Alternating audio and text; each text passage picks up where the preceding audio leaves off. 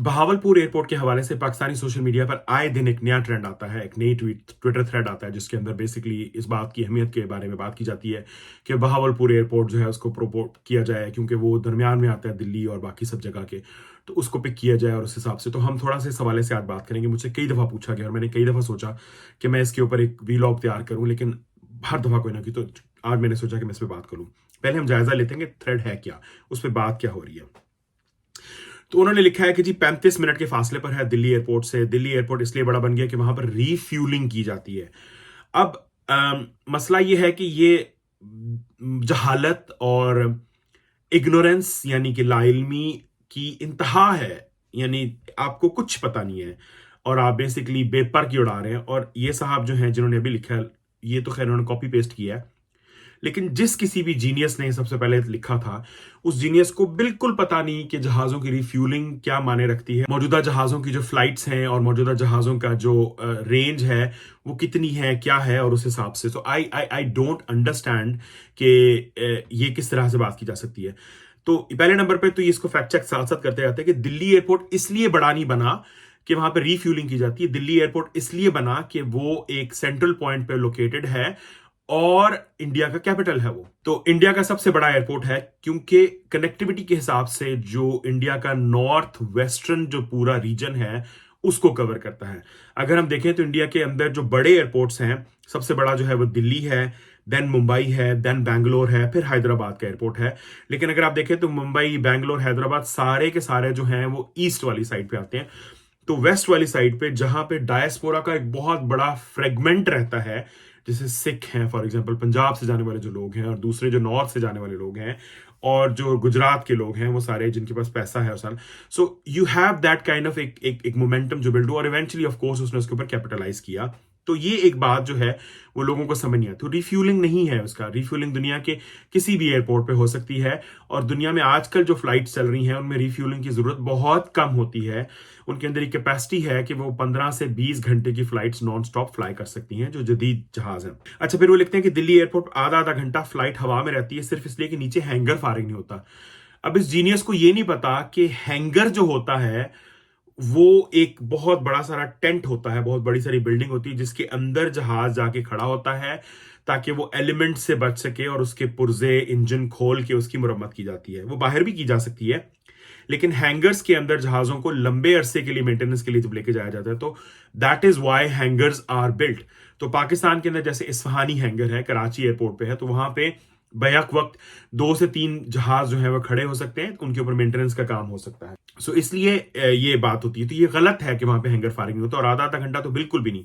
अगर मिसाल के तौर पे मैं अभी फ्लाइट रडार को खोलूं, तो अगर हम देखें इस वक्त, तो दिल्ली एयरपोर्ट के ऊपर इस वक्त बहुत सारी, अगर हम दिल्ली एयरपोर्ट को इस वक्त देखें तो दिल्ली एयरपोर्ट के ऊपर बहुत सारी फ्लाइट्स जो है वो भी उड़ रही, लैंड कर रही हैं।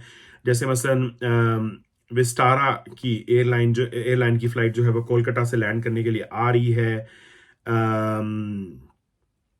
फिर उसके पीछे पीछे इंडिगो की फ्लाइट है। और अगर हम ऑन द ग्राउंड और टेक ऑफ की अगर हम बात करें तो एक नो कॉल साइन वाला प्राइवेट जेट जो है वो फ्लाई कर रहा है। अगर आपको ऑन द ग्राउंड बहुत सारे जहाज नजर आ रहे हैं, टेक ऑफ करने की बात करें तो एयर इंडिया का जो बेंगलोर के लिए फ्लाइट है वो जा रही है, उसके पीछे पीछे जो है वो एयर इंडिया की एक और फ्लाइट राजकोट के लिए जा रही है। लैंडिंग की अगर बात करें तो बेंगलोर से दिल्ली की फ्लाइट जो है वो भी लैंड करके की तरफ यानी कि गेट पे जा रही है। और दूसरे रनवे पे विस्टारा की फ्लाइट टेक ऑफ करी, उसके पीछे पीछे इंडिगो की फ्लाइट है, उसके पीछे पीछे एक और इंडिगो की फ्लाइट है। अगर हम देखें तो एयर इंडिया की ये वाली फ्लाइट जो है ये तीसरे रनवे पे लैंड करके आई है। सो दिल्ली एयरपोर्ट पे 3 एक्टिव रनवेज हैं इस वक्त जिनके ऊपर फ्लाइट्स जो हैं वो ऑपरेट की जा रही हैं, जिनके ऊपर फ्लाइट चल रही हैं। तो ये जहालत और अहमकाना बात है कि जी वहां पे हैंगर दस्तयाब नहीं होता और सब कुछ नहीं होता। अब वो कहते हैं जिस फ्लाइट ने यूरोप या अमेरिका या दुनिया में कहीं भी सफर करना तो लाजमी दिल्ली एयरपोर्ट पे, दैट्स नॉनसेंस, गार्बेज, ट्रैश है। हर जहाज अपनी डेस्टिनेशन या अपने डिपार्चर पॉइंट से फ्यूल लेके चलता है। बहुत कम ऐसी फ्लाइट्स होती हैं जिनको रिफ्यूलिंग की जरूरत पड़ती है क्योंकि ऑपरेशनली ये प्रॉफिटेबल नहीं है। एयरलाइंस कोशिश करती हैं कि वो लॉन्ग रेंज के जहाज खरीदें बजाय इसके कि उनको ऐसे जहाज खरीदने पड़े जिनको उतार के रिफ्यूलिंग करनी। मिसाल के तौर पे पाकिस्तान में एयर ब्लू ने मैनचेस्टर की फ्लाइट शुरू की तो A321 के साथ की थी, जिसके लिए उनको पहले इस्तांबुल फिर ट्रैबजॉन में उतरना पड़ता था, रिफ्यूल करना पड़ता था। अब वो एक पूरा लॉजिस्टिकल ऑपरेशन है। जहाज जाके उतरता है, ग्राउंड हैंडलर जो है वो सारे के सारे आते हैं, मुसाफिर डिसम्बार्क होते हैं, फिर उसके बाद उसकी रिफ्यूलिंग होती है, मुसाफिर वापस आके बैठते हैं। तो आपको फैसिलिटीज उस सारे टाइम के लिए पैसे देने पड़ते हैं। That is much more expensive than some time than taking the fuel with you. तो जहाज अपने साथ फ्यूल लेके जाते हैं और फ्यूल लेके जो है वो रवाना होते हैं। सो अगर कोई हांगकांग से या कोलालमपुर से या सिंगापुर से या सियोल से फ्लाइट उड़ती है, तो वो डेस्टिनेशन का फ्यूल लेके उड़ती है। मैंने पिछले दिनों हांगकांग से यूरोप के लिए ट्रैवल किया, 12 घंटे की फ्लाइट थी। वो सारा का सारा फ्यूल अपने साथ लेके आया और इंडिया के ऊपर से गुजर के आए। मैंने यूरोप से फुकेट के लिए फ्लाई किया, नॉन स्टॉप फ्लाइट थी 12 घंटे की, उसने पूरा अपना जो फ्यूल है वो साथ लेके आई थी। उसके अंदर किसी किस्म की जो है वो स्टॉप ओवर नहीं था। न्यूयॉर्क से, शिकागो से, दूसरी डेस्टिनेशन से दिल्ली के लिए फ्लाइट्स आती हैं, वो अपना सारा फ्यूल लेके आती हैं और वापसी पे अपना सारा फ्यूल लेके जाती हैं, वो यूरोप में स्टॉप ओवर नहीं करती। तो ये बिल्कुल जहालत, फजूल बात है। यानी मुझे इस पर हंसी आती है और गुस्सा भी आता है कि इसको इतने रीट्वीट्स मिले हुए, यानी कि इसको 1225 लाइक्स मिले हुए। जो ओरिजिनल ट्वीट है उसको अब तक 2,33,000 व्यूज मिल चुके हैं। ऐसी जहालत यानी कि लोग हमारे यहाँ देखते हैं। अच्छा, इसके मुकाबले में वो कहते हैं जी बहावलपुर एयरपोर्ट में रीफ्यूलिंग स्टेशन बना देते हैं तो दिल्ली का आधे से ज्यादा रश टूटकर हमारे पास आ जाएगा, हमारा इंटरनेशनल एयरपोर्ट भी बन जाएगा और रिफ्यूलिंग भी यहां हो जाएगी। अब हम जरा आपको नक्शे पे दिखाते हैं कि बहावलपुर और जो ग्लोबल ट्रैफिक है, आपको पैटर्न नजर आ जाएगा उसके ऊपर, दुनिया की जो ईस्ट टू वेस्ट और वेस्ट टू आगे जो ट्रैफिक है। तो अब अगर हम देखें तो ये दुनिया का इस वक्त मैप है जहां पे ईस्ट टू वेस्ट जो दुनिया की ट्रैफिक है, सारी फ्लाइट्स की ट्रैफिक जो है वो हम आपको दिखाना चाहते हैं कि वो किस तरह जा रही है। अगर आप एक पूरा पैटर्न देखें तो आपको ये एक पैटर्न नजर आ रहा है। अगर हम ये सारी पाकिस्तान की फ्लाइट जा रही हैं, ये सारी की सारी जो है वो इंडिया की फ्लाइट जा रही हैं, ये सारी की सारी फ्लाइट्स जो हैं वो, ये एक बहुत बड़ा एक पैसेज बना हुआ है गल्फ के ऊपर से, गल्फ ऑफ जो खलीज फारस जो है उसके ऊपर से, और ये यूरोप जा रहा है पूरा का पूरा ट्रैफिक। अब जो इन साहब का जो क्लेम है, अगर हम उसको वेट के हिसाब से देखें, ये दिल्ली एयरपोर्ट है, यहां पे तो कोई ट्रैफिक नहीं है। ये सारी, उसकी एक बहुत बड़ी वजह अफगानिस्तान की एयर स्पेस का अनकंट्रोल्ड होना है और उसके ऊपर से ट्रैफिक का ना गुजरना है। तो जो इंडिया भी अब फ्लाइट्स आती हैं वो यहां से यूं यूं होके जाती है। ये सारा पैटर्न, ये जो है मेरे हाथ के इशारे से आप देख सकते हैं। लेकिन अगर हम थोड़ा सा नैरो डाउन करें और जो भाई बात कर रहे हैं, ये बहावलपुर एयरपोर्ट है और ये दिल्ली एयरपोर्ट है, ठीक है। अब ये बहावलपुर इस हिसाब से और ये रहीम यार खान इस हिसाब से, और ये लाहौर एयरपोर्ट है। यानी लाहौर, फैसलाबाद, मुल्तान, बहावलपुर, रहीम यार खान। अब बहावलपुर से बड़ा एयरपोर्ट, यानी उसका रनवे भी बड़ा है, उसकी लैंडिंग जो है कैपेसिटी और बाकी सारी चीजें जो है वो मुल्तान एयरपोर्ट की हैं। उसका यानी कि टर्मिनल भी बड़ा है, वहां पे भी रिफ्यूलिंग की फैसिलिटी अवेलेबल है। तो उसको तो कोई फर्क नहीं पड़ा, इतना पैसा भी खर्च हुआ उसके अंदर, तो सारा ट्रैफिक टूट के नहीं आया। तो ये जहालत सिर्फ और सिर्फ यहां से आती है कि लोग ये समझते हैं कि जी जैसे कोई ना, मसलन वो न्यू खान का रूट है कि अगर हम यहाँ पे स्टॉप बना देंगे तो सारा वो जो ना खान होटल है उसका सारा जो ग्राहक है वो यहाँ आ जाएगा, क्योंकि हमने रास्ते में बना दिया है। इसके ऊपर मैं बाद में आके बात करूंगा। सो जियोलॉजिकली इट्स नॉट पॉसिबल कि आप जो है वो ट्रैफिक बेसिकली यूं जाती है या यूं जाती है, यूं ट्रैफिक नहीं जा रही, और पहले भी ऐसे नहीं जाती थी। बहावलपुर के ऊपर से इंटरनेशनल फ्लाइट्स नहीं गुजरती थी। सो इंडिया से गल्फ जाने वाली जो फ्लाइट्स हैं वो सिर्फ और सिर्फ उनका जो पाथ है वो बाज़ औक़ात बहुत दफा जो है वो बहावलपुर के पास से गुजरता है। अदरवाइज इतना ज्यादा उसके अंदर ट्रैफिक नहीं है जिसको किया जा सके। और फ्री फ्यूलिंग का इससे ताल्लुक नहीं है। गवर्नमेंट और सिविल एविएशन को अच्छा खासा रेंट भी मिल जाएगा और हमारा एयरपोर्ट फंक्शनल हो जाएगा। पहले नंबर पे तो ये कि बहावलपुर एयरपोर्ट फंक्शनल है, डोमेस्टिक फ्लाइट चलती है, एटीआर की ऑपरेशन होता है, उसका रनवे इतना बड़ा नहीं है।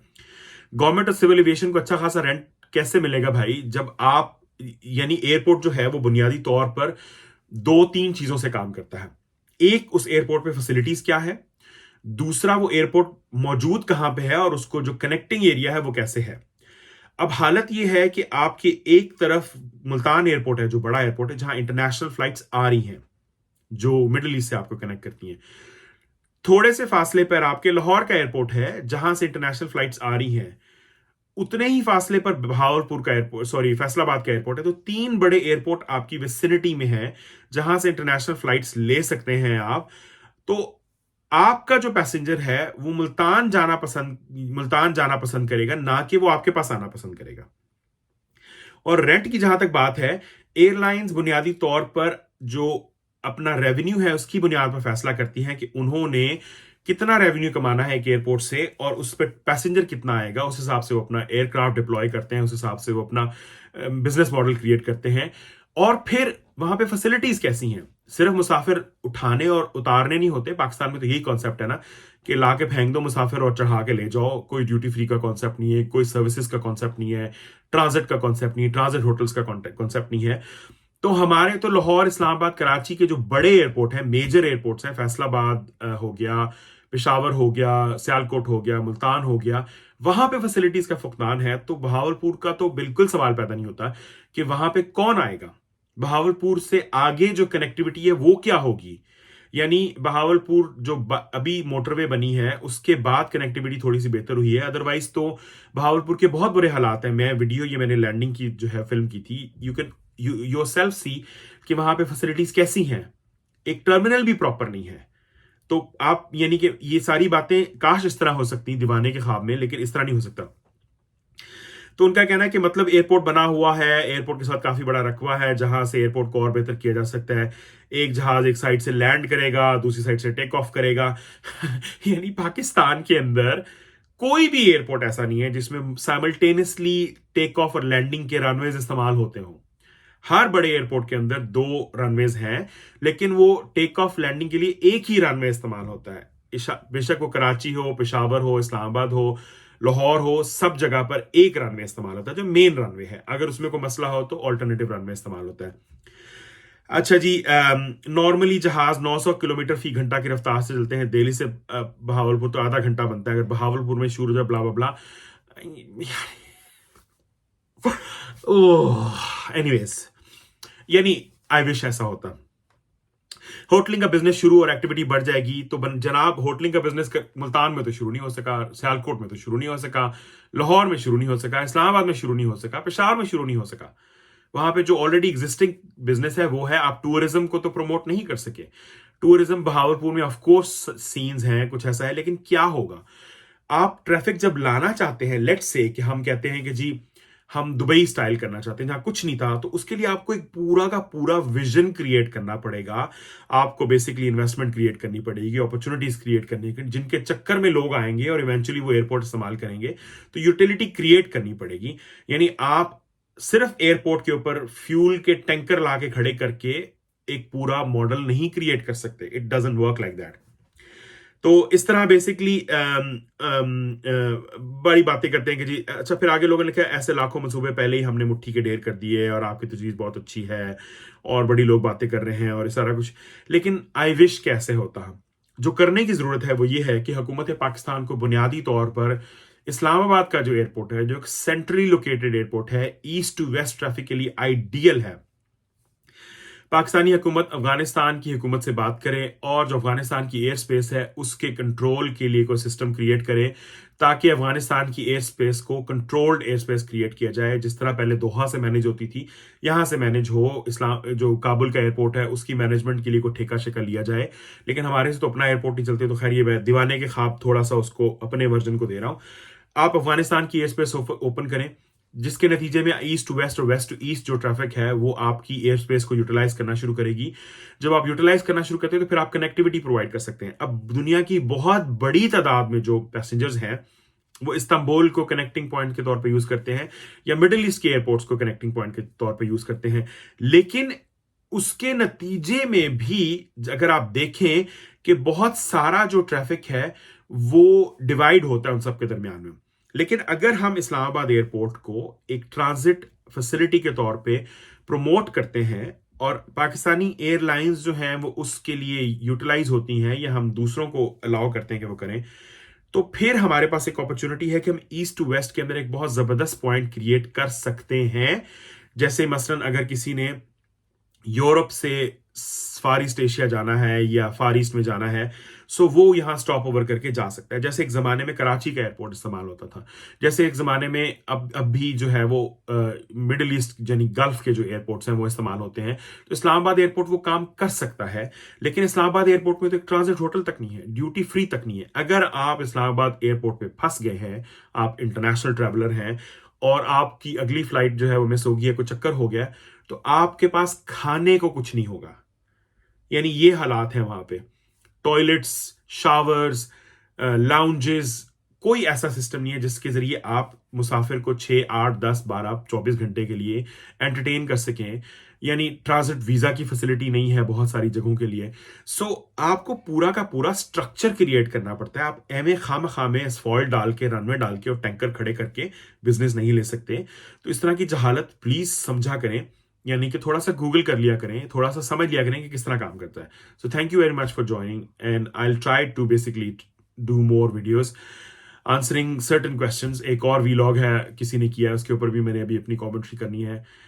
So hopefully I will see you again. Thank you very much for joining. Subscribe करना मत भूलिएगा, आपकी सपोर्ट बहुत मीनिंग रखती है and it will make me more energetic to continue this. Thank you. अल्लाह हाफिज।